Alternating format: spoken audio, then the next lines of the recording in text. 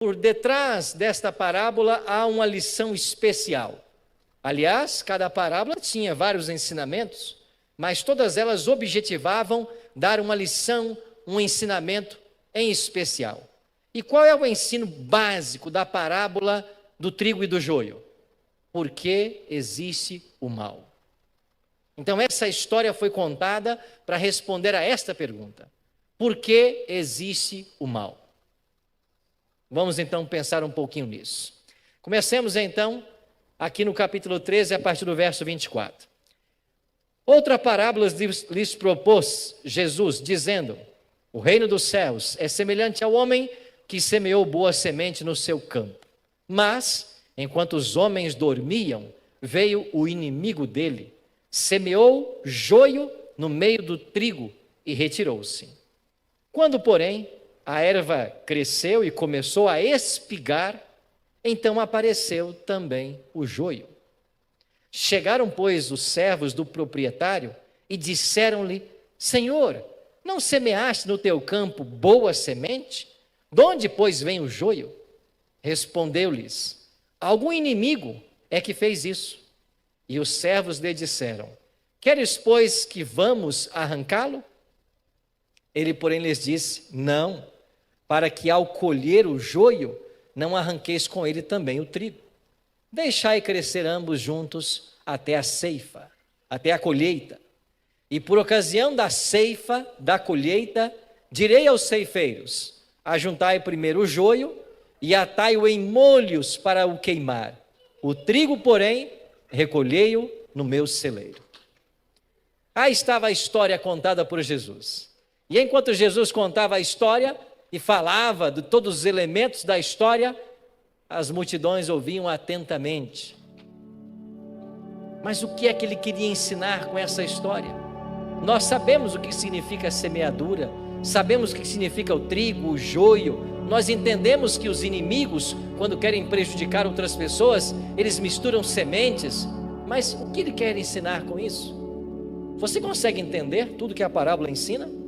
Bom, se você não consegue entender tudo como eu, nós estamos iguais aos discípulos, porque os discípulos também não entenderam. E eles não entenderam quais os símbolos apresentados na parábola. O que representaria então aquele que semeia, a semente, o que representaria o solo, o trigo, o joio, os ceifeiros, vários elementos.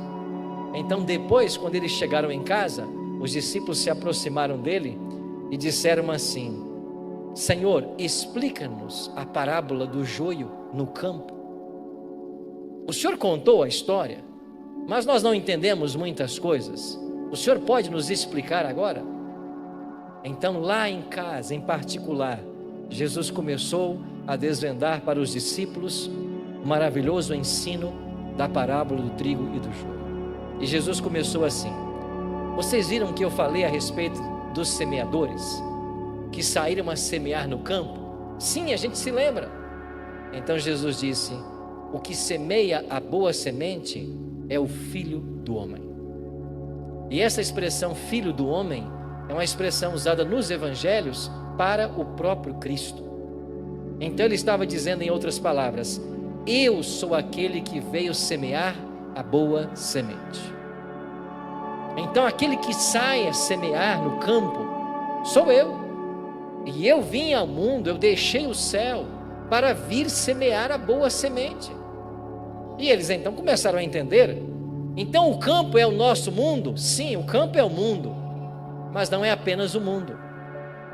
É verdade que esse planeta Terra é o campo onde Cristo semeou, mas no sentido mais restrito, quando o Espírito de Deus saiu para fazer o trabalho, operar no coração dos homens, é na igreja que as pessoas se reúnem para crescer e amadurecer para o celeiro. A semente foi semeada no mundo, mas nos corações que a semente brotou, o processo de crescimento e maturação acontece dentro da igreja. Então algumas pessoas por aí criticam a igreja. Inclusive nós temos um forte movimento hoje chamado os sem igreja. Pessoas que querem Cristo, mas não querem igreja. pessoas que não gostam de igreja, pessoas que falam mal da igreja. E é claro que eu dou razão para certas reclamações, observações que são feitas, porque infelizmente nós vivemos no mundo, especialmente no Brasil, onde você tem muita gente que é dona de igreja e faz da igreja um negócio lucrativo.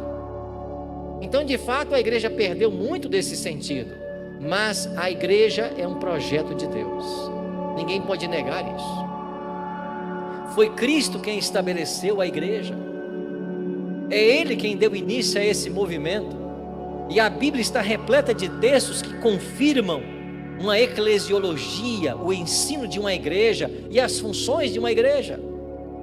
É verdade que tem gente que se sente dono de igreja e até criou igreja e vive à custa da fé de muitas pessoas, mas a igreja é um projeto divino, e todas as vezes que uma igreja é construída como essa, igreja séria, que respeita a palavra de Deus, que tem princípios, que ensina esses princípios, esses valores, que busca conduzir bem o rebanho, esta igreja representa bem o caráter de Cristo. Então na igreja tudo tem que ter decência, tem que ter ordem. Aqui a norma de fé e prática tem que ser a palavra. Em cada culto a palavra tem que ser estudada, é ela que tem que trazer o alimento, e é a palavra quem direciona a vida da igreja. Então quando alguém se compromete a ser membro da igreja, e eu vou falar mais da igreja adventista, que é a igreja que eu conheço, que eu sou pastor, ela está assumindo um compromisso público de viver à altura do que essa igreja ensina. Agora, é verdade que tem igreja por aí que cria um monte de regras que não está na Bíblia. Esse é um outro problema. Então você tem que ser membro de uma igreja e você tem que ver o que essa igreja ensina, se tudo que ela ensina está na Bíblia. Se não está, aí sim que é motivo de você deixar mesmo. E quanta coisa você vê em igreja ensinando por aí, certas igrejas que não estão na Bíblia. Então nós temos que perguntar: vocês ensinam isso? Querem que os membros pratiquem isso? Aonde está isso na Bíblia? Você tem que perguntar. E aí nós temos que mostrar na Bíblia. Aí sim nós temos que viver de acordo com o que a palavra ensina. A igreja é um projeto de Deus. E qual é a função da igreja? É nos ajudar na nossa caminhada espiritual. E como que a igreja ajuda? Ajuda colocando a palavra de Deus em todos os seus cultos, ajuda na assistência pessoal, ajuda no companheirismo, ajuda atendendo às necessidades, auxiliando nos momentos difíceis, se alegrando nos momentos felizes. A igreja tem que estar presente. A igreja é uma comunidade, a igreja é um corpo, e se nós somos um corpo, ninguém diz assim: eu estou com dor de cabeça, estou com febre, mas as minhas pernas estão boas, as pernas vão para o shopping e a cabeça fica em casa. Alguém faz isso? Ninguém faz. Igreja é isso. Todas as noites eu tenho orado por várias pessoas lá em casa, inclusive para os pastores dessa igreja, pessoas que nós amamos, que estão aí passando um momento difícil. E como que a gente não lembra desse? Tem que lembrar, tem que orar, tem que buscar dar o apoio que a gente puder dar. É igreja. Então aí está.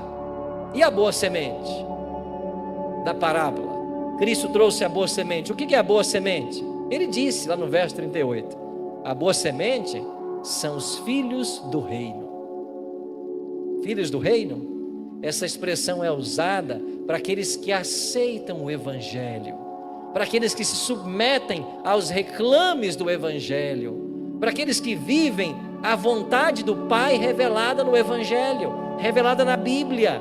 É por isso que esse livro é a nossa cartilha. Todo dia tem que ser estudado, analisado, porque os filhos do reino pautam suas ações por esse livro.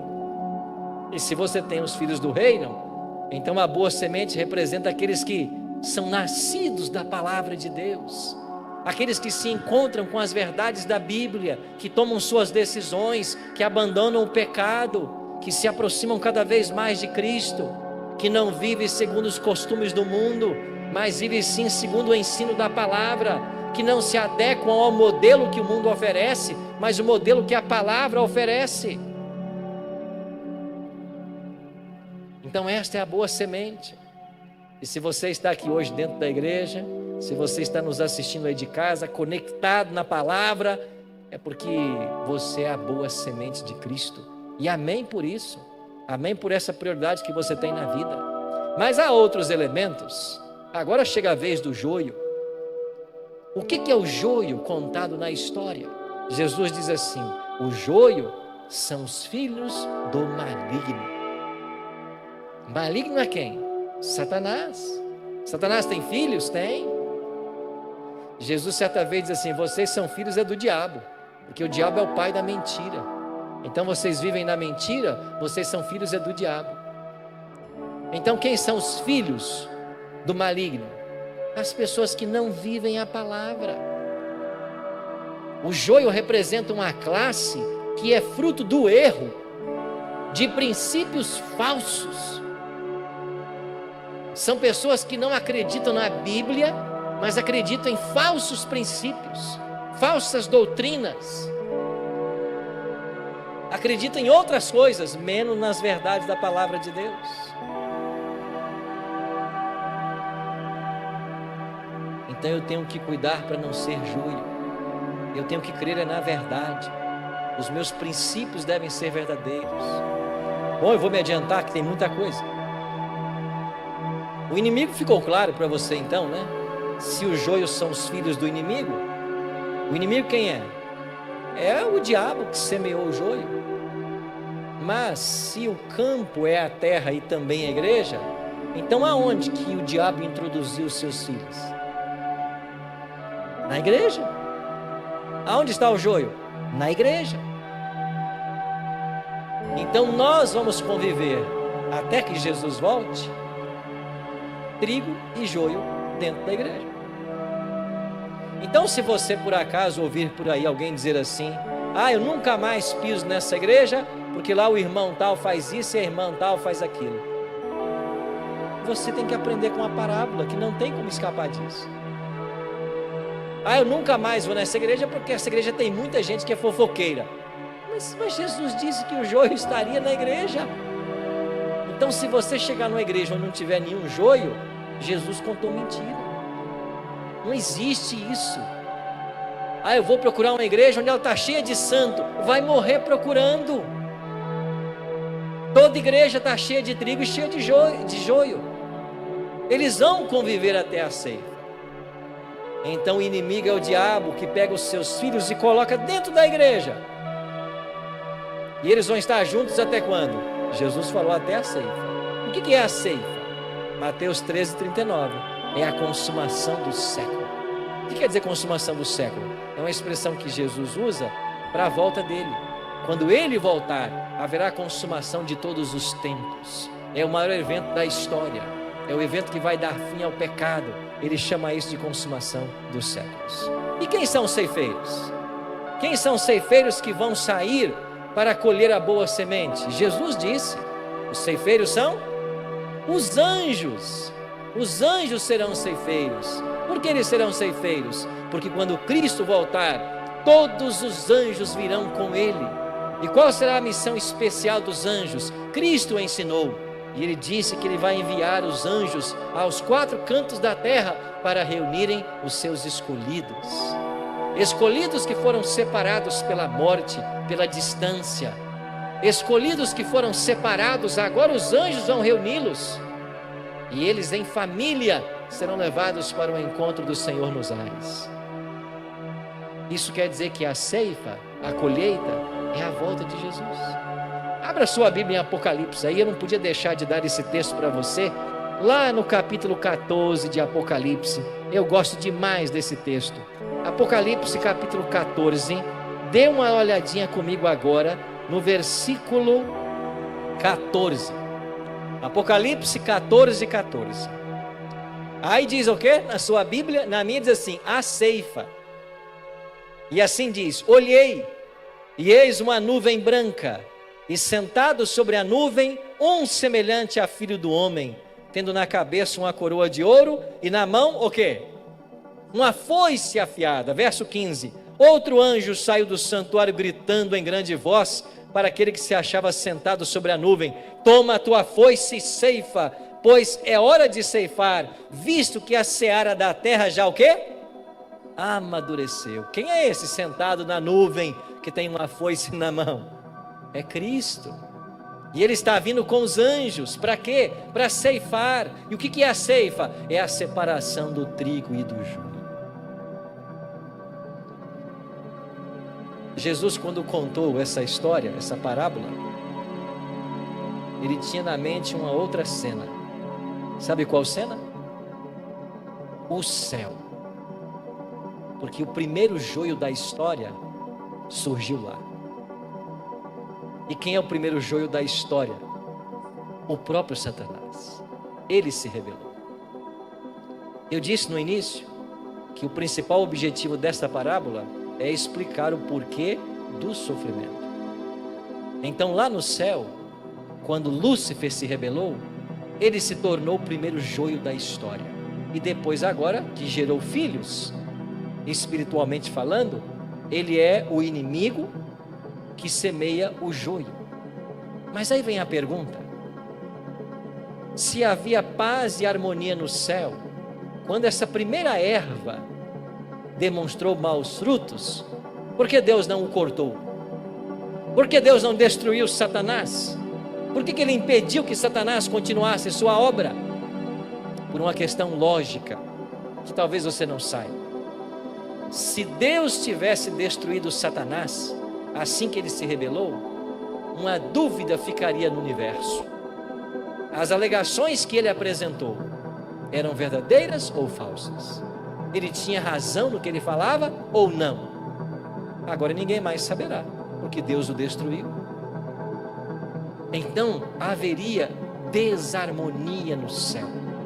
Então Cristo, para que o céu tivesse segurança do Deus que governava, deixou que o mal maturasse, deixou que o tempo demonstrasse a verdadeira obra de Satanás.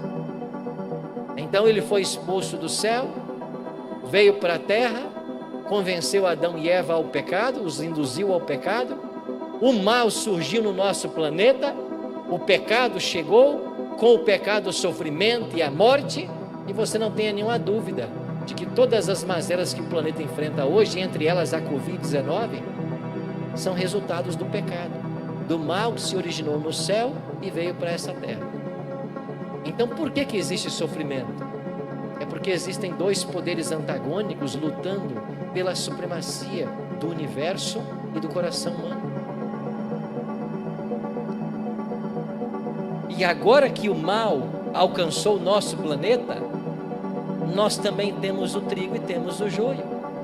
Porque enquanto Cristo veio semear a boa semente, e isso começou lá no Jardim do Éden, com Adão e Eva, o inimigo veio semear o joio, a discórdia, a dúvida. E isso é trazido para dentro do ambiente da igreja. Agora, quando a gente estuda um pouquinho do trigo e do joio, a gente descobre que as hastes são muito parecidas. E estas hastes, elas são parecidas, especialmente quando elas estão novas. Quando elas ainda estão verdes, é muito difícil distinguir uma da outra. Então hoje alguns poderiam pensar, como pensaram os servos daquela época: vamos arrancar o joio que o inimigo semeou. Mas o dono disse: não, porque vocês correm o risco de arrancar o trigo, uma vez que são parecidas. Então deixem até a colheita, deixem até a ceifa. Por quê? Porque o trigo, ele vai gerar o grão, e ele vai tombar o pendão diante do peso do fruto. Mas o joio não vai produzir fruto. Aí então saberemos o que é o joio e o que é o trigo. Por isso deixa até a colheita. Então ninguém tem autoridade hoje na igreja para chegar aqui e dizer assim: ah, você é trigo e você é joio. Por quê? Porque Deus não conferiu essa autoridade a seres humanos.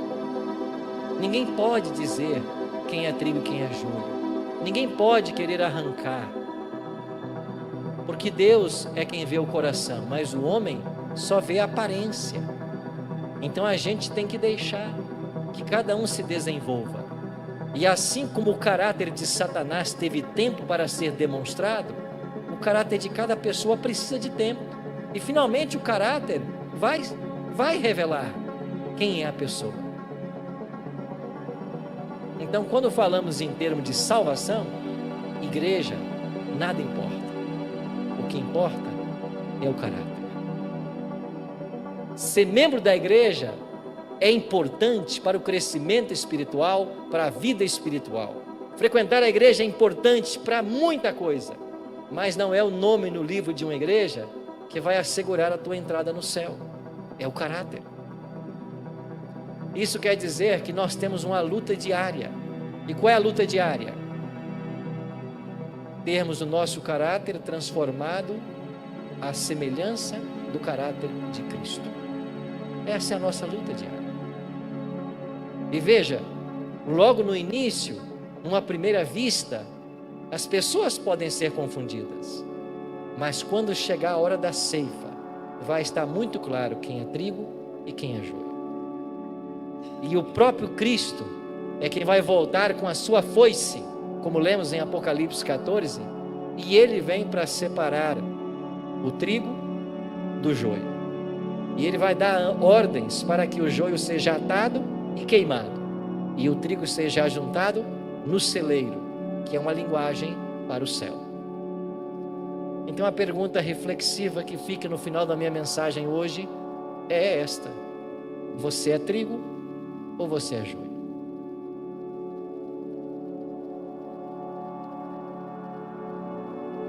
A igreja primitiva foi considerada a igreja do cavalo branco, a igreja vitoriosa, por causa da sua pureza, a igreja dirigida pelo Espírito Santo, a igreja que levou o evangelho a toda criatura nos dias de Paulo, de acordo com Colossenses 1:23. Mas dentro dessa igreja estavam Ananias e Safira. Estava Simão, o mágico. Estava Demas. Já tinha o joio.